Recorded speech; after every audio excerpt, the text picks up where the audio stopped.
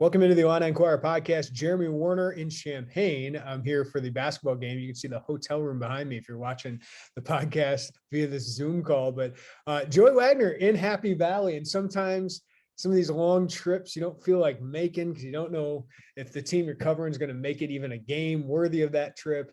But Joey got some good stories in there. We saw he stopped at Sincere Harris.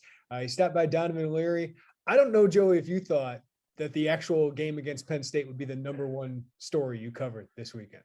No, dude, let's be honest. Like, I didn't book a hotel because I thought this was going to be a fast game. I could write a quick story, just open the curtain. We were going to podcast, right? Like, there's just other stuff going on. And I was like, I could probably be on the road. Like, I was doing the math all the way, trying to figure it out. And obviously that's changed, but that's why you go, right? That's why you cover every game. But come on, man, no one really thought this was going to be a close game. That's not going out on a limb. That's not breaking any news.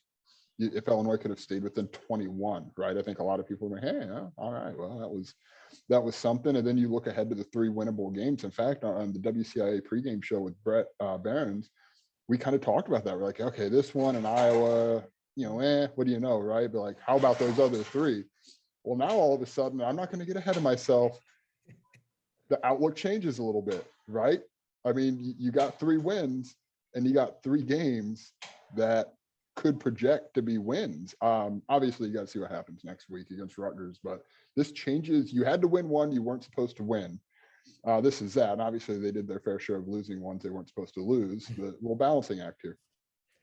Yeah, here's the thing about covering Illinois, man. Like, we've covered a lot of duds and a lot of embarrassing, like, not even competitive games. But we've also covered some epic ones. I mean, think of 2019 with Wisconsin. You also had obviously Michigan State, that epic comeback. And now you get this game, which is historic. It is the longest game ever due to this new overtime rule where after the first 2 overtimes, Illinois and Penn State traded field goals in each of those. You go for 2 every time. And the first 5, Joey, no scores. And it was so Illinois this year for that to happen.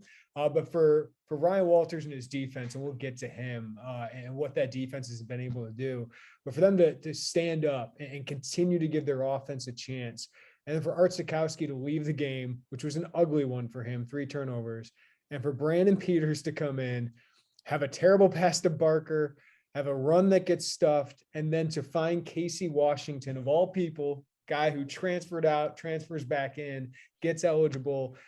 For those 2 to be in the winning combination of this, after the offensive line and running backs had carried you, after the defense had carried you, it's one of the most memorable games we'll ever cover. Nonuple overtime. I had to look that up. I had to look up. I knew septuple, sextuple, octuple. I had to look up nonuple, and then it was decauple. For those that wanted to know, I kept looking them up. Crazy, Joey. I mean, what was it like there? Well, first of all, after 9, right, it's kind of like cut the game off a little bit. It was crazy. And really those first two 2-point conversions. So I guess the 3rd and 4th overtime, if that's the best way to look at this, I thought those were Tony Peterson's best plays. And the one to Josh McCray really probably should have been the end of it, right? It bounced off Josh's hands, and they had another one trying to get to Art. And after that, you thought, look, they just got into their bag and tried to get the best 2. They didn't work. Penn State just needs 3 yards of life to end this thing. And I couldn't believe it. And Ryan Walters' defense deserves a ton of credit for them to continue to stand up like that time over. What I feel, this team's got an identity, Joey. They run the football well, except Wisconsin. This is the number 1 scoring defense in the Big Ten. I don't know if it's as good against the run as Wisconsin's was, obviously, but you just put up 300+ yards on the ground. Chase Brown's an all Big Ten back. Josh McCray, true freshman, gets his second 100-yard game at Happy Valley.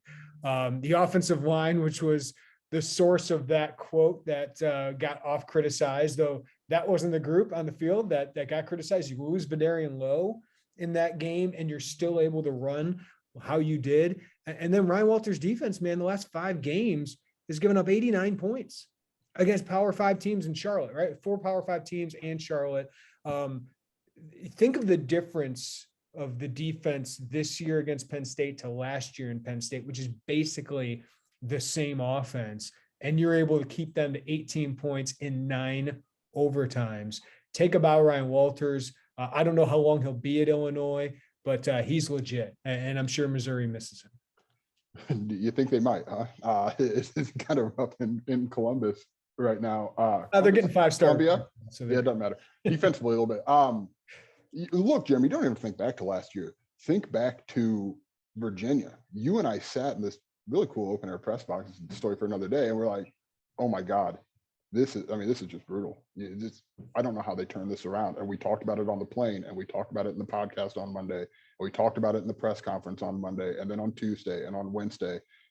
And for us, looking at it, I didn't see a way to turn it, right? I mean, this is just what it was with the talent it was. And from that moment, whatever they've done has resonated in such a big way. And yes, the point totals, the yards, and I don't believe they had a takeaway today. No. They lost the turnover battle 3-0, and you found a way to win this game. They scored 3 points, Penn State, off 3 Illinois turnovers. Kudos to Ryan Walters and that crew. Look, they've kind of gotten away with giving up some yards and getting some takeaways, right? I mean, that's been a little bit part of this, and they didn't, and save all of the 4 quarters, right? I mean, it was good, and you held Penn State, and you probably were aided by Sean Clifford missing a couple throws, right? I mean, there was one in the end zone that probably should have been 6. Take away all of that, and you stood up 3 yards 5 times, right? 5. It was after the first 2, 7 times. That's unbelievable. 3 yards. I mean, there were times that it was nothing. 3 yards was nothing, right? Wisconsin 2 weeks ago, right? They could get 3 yards whenever they wanted to. And Illinois' front, I thought Tariq Barnes was fantastic today. Defensive line was great throughout the game. And even guys like Devin Witherspoon and Tony Adams fighting through blocks to keep them from, doing anything on those screen passes. Yeah, I thought the linebackers were really good. And remember, and we talked about this and we had written about it, these aren't the 2 starting linebackers from week 0. That was CJ Hart. That was Jake Hansen. And now those 2 are out. And you have guys, I thought Tariq Barnes, he was a nightmare for Penn State. He was in the backfield. He times his blitzes very, very well. Really, really, it's impressive. And Kalon had some plays. You should go down the line. And I think Brett Bielema really touched on it, was right. It's not just one guy, right? I mean, there's been teams where it's like, oh, outside of Jake Hansen, right, or Nate Haas, there's not much around. And now you're just getting a good amount from every one of them. And you can't look like you had oh, that's a weak. That's a weak spot. I mean, you could probably really zoom in and find one, right? But there's not that glaring, oh my God, how are they going to overcome this part of their defense, at least over the last 5 weeks? Yeah. Goes to 9 overtimes, longest game in Illinois history. And that offensive line imposed its will, Joey. And to think Alex Pilstrom goes in at left tackle, Jack Badovanak is at left guard. Julian Pearl and Alex Palczewski, as we long thought, they switched spots, and I thought they both looked pretty good. I thought Palcho looked good there. I thought Doug Kramer was absolutely dominant. He just didn't look the same the last few weeks after suffering that ankle injury, missing a game. So maybe that week off really, really helped him. We know how good Chase Brown is, and he made some plays, and I can't wait to see how many yards after yards after contact he got. Josh McCray, obviously very, very good today. But I mean, they dominated the stats here, Joey. They outgained Penn State 380 to 220. They outgained them on the ground 350 basically to 50.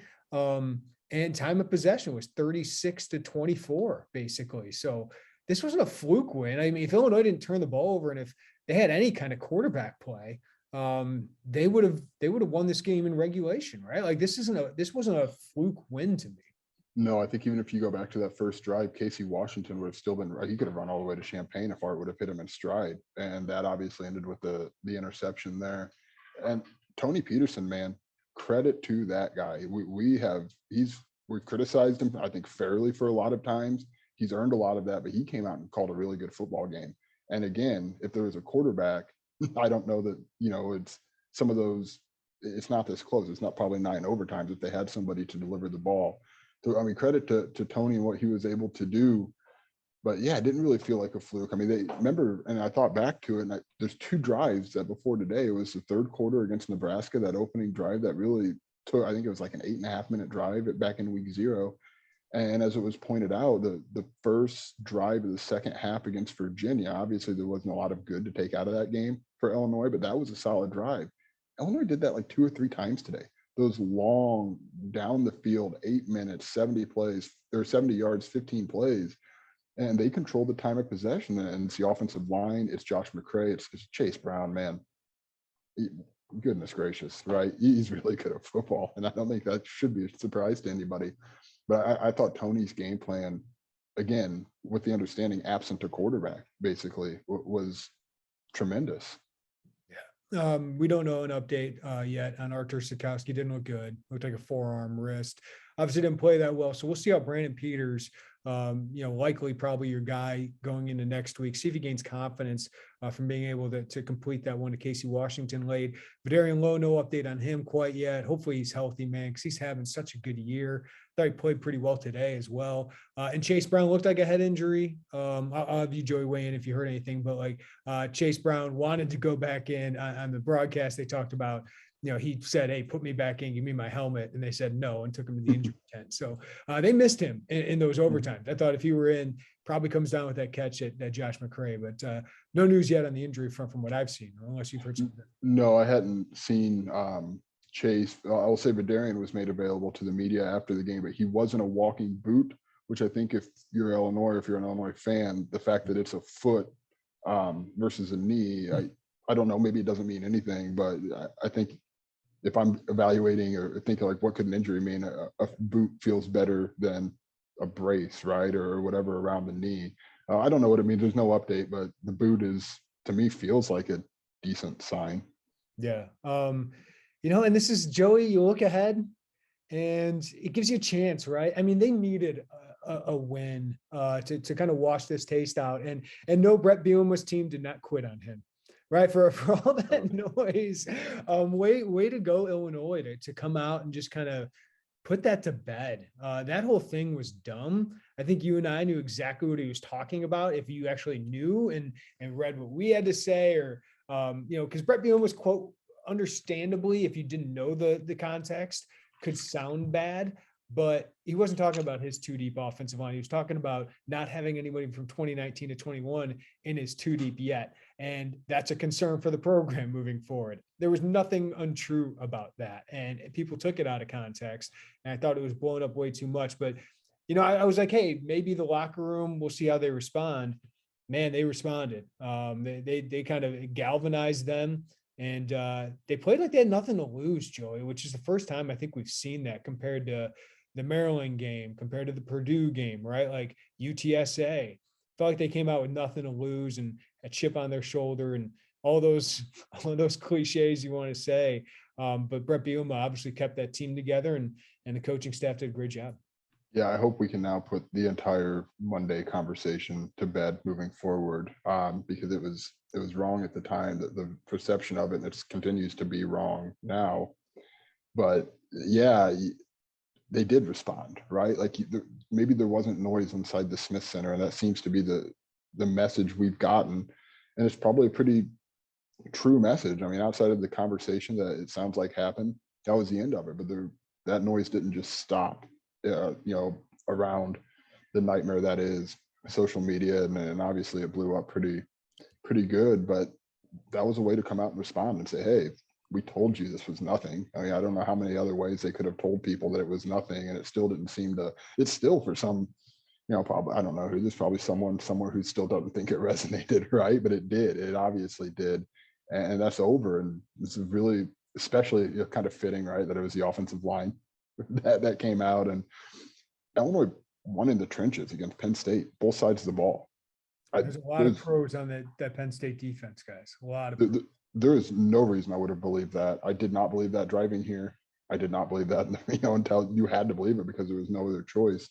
That was, frankly, kind of a dominant performance. I know the score, obviously, in the 9 overtimes doesn't really indicate that even at all, but that was as good as I've seen Illinois. I don't even remember the last game we've seen Illinois look like that. Jeremy, think about it. I mean, let's zoom in on the big ones. Michigan State in 2019, that wasn't dominant at all. Nebraska last year.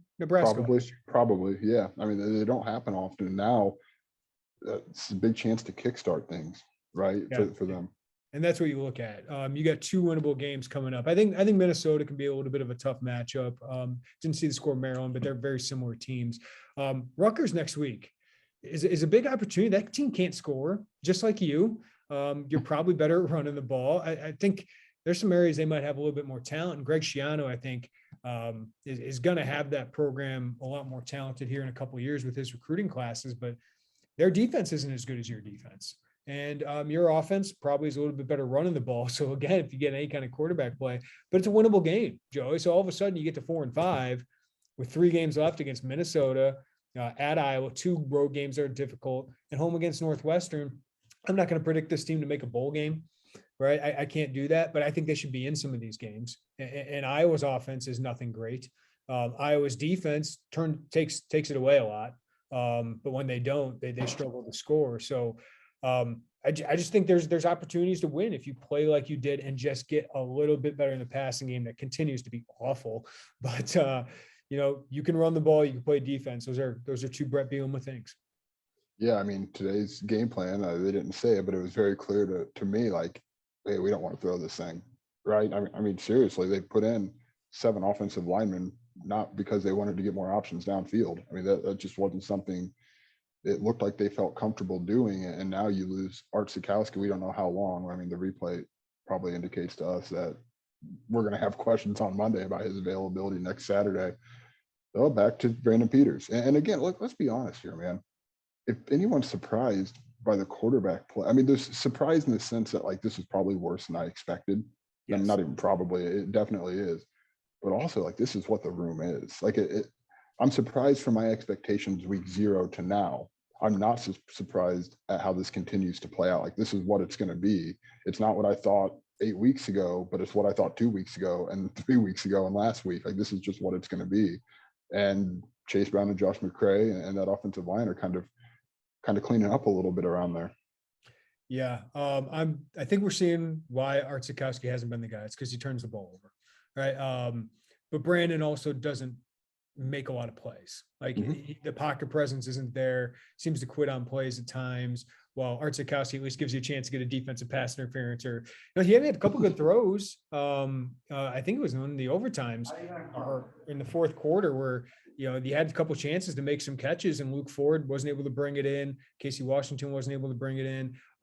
But Brandon, we got to see improvement from him if Illinois is going to win a couple games, because at some point you're going to have to convert some big passes. But that's something for another day, because this was a heck of a win that, Joey, not only for this team, for these seniors, can maybe propel them to, hey, why can't we think of postseason if we win our next game, right?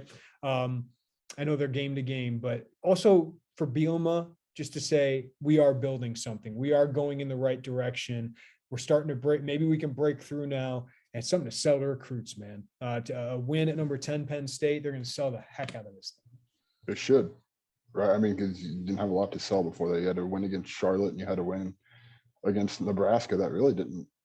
I mean, Illinois didn't look like that team that beat Nebraska much after they beat Nebraska. So, yeah, I mean, it's a big one to sell moving forward for them, and they should try to get a little bit momentum off of that. But for anything, it's a lot of those guys who are still in there, or some of the guys who came back for that 5th year, and this thing really was spiraling kind of bad, especially with that Wisconsin game, to just give a little more juice for these last 4. And look, maybe it doesn't. Maybe next week they come out and they lay an egg against Rutgers, and that's entirely possible. But if anything, it's, hey, we're telling you, like, this is our words to you. This is, you're starting to see it piece by piece. And shout out to that defense, because there was that wasn't Purdue, that wasn't Maryland, where you had a lead late and then they marched down, or you were tied late and they marched down and ended it. They stood up 2 times, I believe, late in the fourth quarter, and then all of those point afters or 2-point conversions, the standoff there that it was. So that's huge. And for the team, that's the side I think we had the biggest question mark coming into the season. Man, if you're Ryan Walters, you could probably sell some recruits on a lot of things in that defense, right? Or you can sell some future employers on him as well. Yeah, I mean, yeah. Illinois, after this game, is going to have, they have a top half defense. They have a top half defense in the Big Ten. Think of that compared to what we thought it was going to be this year, and even in three games in. So he deserves a bunch of credit, and just those players too. As Bielema said, not a lot of marquee names. I think Owen Carney's playing really well. We think Devin Witherspoon should probably be a fringe all Big Ten candidate with the way he's played. But having guys like Tariq Barnes step up. I think Roderick Perry played really well today. Kudos to those guys. And even Prather Hudson coming in and playing some nickel today. I know that Sean Clifford wasn't the same. You could tell he was bothered by injury, but Illinois took advantage of it. All right, Joey, before they kick you out of that press box, we'll bid you adieu and have safe travels home, man. All right, man. We'll see you Monday.